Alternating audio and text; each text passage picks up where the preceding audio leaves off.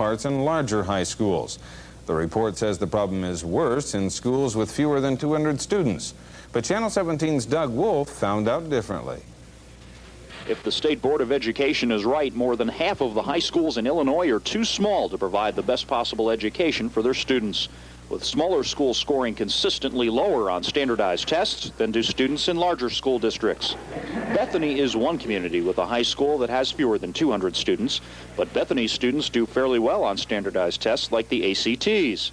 Principal Jack Reinhardt feels students are probably better off in a small school system like Bethany's because teachers have the ability to give more individualized instruction. In the bigger schools, I don't think they have that freedom. I think that they're stuck to a schedule and they don't get to talk to the teachers on an individual basis. And in fact, when you come to a school like Bethany High School where there's only about 150 students, you can get the whole school out here all at once. There are one or two students, like 16-year-old freshman Lewis Clark, who say larger schools have more to offer. But the general consensus from students like seniors Missy Bone and Judy Davis is that Principal Reinhardt is right. They get everything the larger schools get, only it's a lot better in Bethany. When you're in a school, a big school with a big class, you don't really have a teacher-student relationship. And here, most teachers and students have relationships. The teachers know every student, and if you need help, they'll be glad to help you.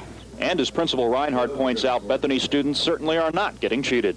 They have the basic programs that any school have, large or small, and I just don't see it as them being cheated, no. State School Superintendent Ted Sanders recommends that lawmakers set a 500-student minimum enrollment for Illinois high schools, but Reinhardt says that's just a push for consolidation of school districts, and as of right now, Bethany does not support consolidation.